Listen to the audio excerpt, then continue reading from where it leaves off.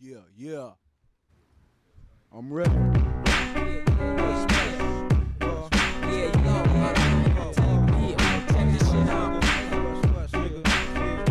The whole prison thing, the IRS is kind of a touchy situation because it wasn't like I wasn't trying to pay my taxes. I had hired somebody to do my bills and pay my taxes, a file and all that. My first CPA didn't do that. So the IRS came knocking on my door one day and they're like, you didn't pay, you haven't filed, you haven't done anything. So I was kind of tripped out, and I hired a new CPA to kind of deal with that. And they also took a long time to get things going, and I guess what technically happened was they rushed. And in that rush, it was just like, we're trying to do this, just sign here. And I signed all the papers, didn't bother looking because I don't know numbers, I don't know what just sign. So I signed the things, and my CPA forgot to put my prize money in.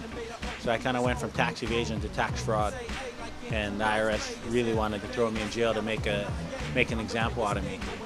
And basically they told me if I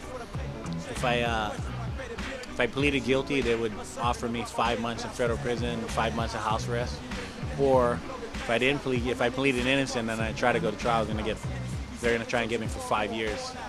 So it kind of made more sense to just plead guilty, because technically, we're not overseeing everything. I was wrong.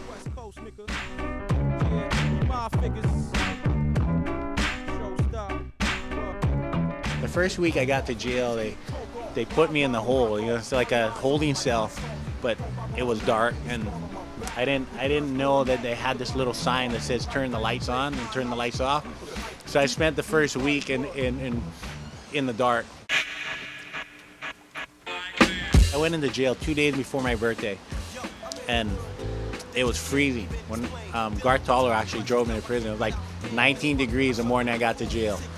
So I'm in prison freezing in the cell, and for 2 days, the second day they come up and they're like, hey, you want to go out in the rec, which is the area, like the big yard where everybody's at. And I'm thinking, okay, well, I'm going out in the big yard where everybody's at. I could kind of see. So I'm like, yeah, I want to go out, So, they put you in handcuffs. So I go shuffling out, and I get to this one place, and I'm like looking, I'm like, this don't look like the rec area. It's just this big cement wall area with like I think like 4 kennel looking, it looked like dog kennels, like 20 by 20 area, like fenced off in the cement place. And like open one of the things and like unhook the handcuffs, and they put me in this little 20 by 20 area, and I thought I was going out in the wreck. They're like, no, this is your wreck. I'm like, seriously? They're like 15 degrees. I have this jumpsuit on. I'm like, can I go back to my cell? Because it's freezing. And can I go back in the cell? They're like, no, you got to stay out here for like an hour and a half. So I spent an hour and a half running in circles so I could try and stay warm. I couldn't feel my nose, couldn't feel my fingers. I was like, wow, this is the most fucked up thing ever. So, I was thinking, so this is prison. This is pretty fucked up. So that was my first 3 days, and then the very next morning they come back. They're like, "You want to go to rec?" I was like, "Hell no! I'm staying right here in my nice warm cell." I think after the first month I was in there, I got to be friends with most of the guards, and then I had a couple friends that worked. They went on the out crew, and they somehow swindled me to get onto the out crew. I remember getting in the van and driving out of the prison to go to work in the town. I was freaking. I was like, wow, I get to get out. This is so cool. This town is killer. I'm in the middle of the desert, just like so stoked to be out of prison. We went to this, it was like an old fort.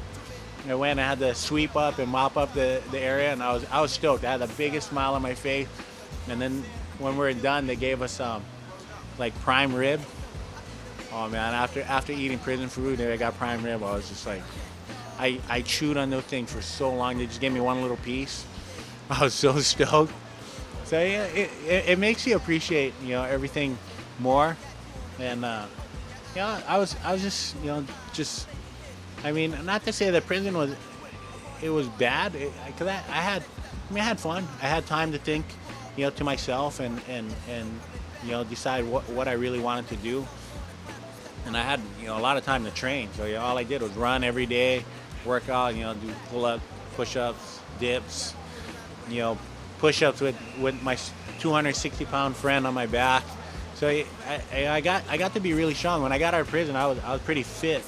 But then, when I got on house arrest, they cut out the, I couldn't really go anywhere and couldn't really work out, and I wasn't surfing, so kind of gained some of that weight back. House arrest kind of sucks. Technically, I'd rather be in prison. It seemed like I had more freedom in prison than I do out, because you get out of prison, you expect to, like, I was expecting to go surfing, and that wasn't the case. They wanted me to do community service. They wanted me to get a job that wasn't surfing. So for me to be out and looking at the ocean and not being able to surf is kind of, it's more of a torture than anything. So had I known that they weren't going to allow me to surf, I would have just said, I'd just do all my time in prison. It would have been a lot easier. All on the scene. People can't understand when we start to clean.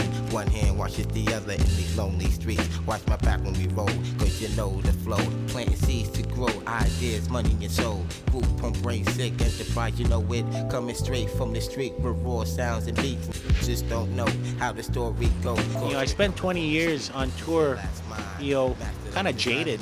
You get to a point where you take everything for granted, and after being in prison, I was like, just to come down and see everybody, I was, happy with, to actually get out in the water and surf in a contest was, I seemed like it would never come back.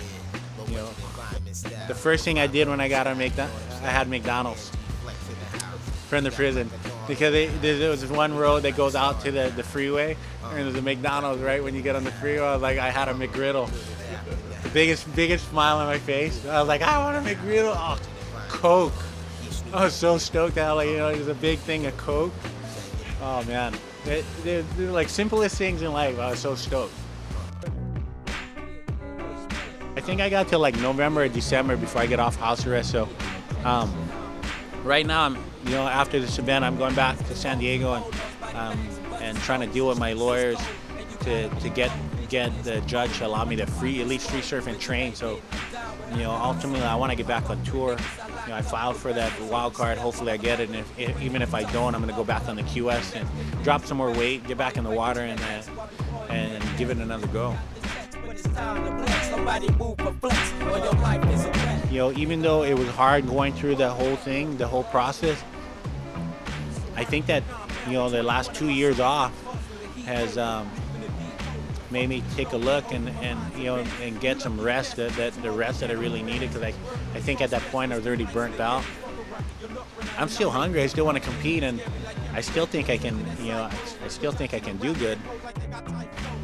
For all you kids, you just gotta make sure you trust the people that are working for you, and to actually watch, to go over things, because nowadays, in surfing, there's so much money that the kids are making that you can't afford to be lazy and let somebody else take care of your bills and stuff. If everybody else can learn from what I've done wrong, then the world would be that much of a better place. So it's all good. It wasn't a real bad experience for me. I was destined to go to jail for something else if I didn't have surfing in my life. So I figured I was pretty blessed. I got to do 20 years on tour, made a whole lot of money, got to see a whole bunch of places, got to meet a whole bunch of really cool people. So, a little bit in jail was the least I could pay for it.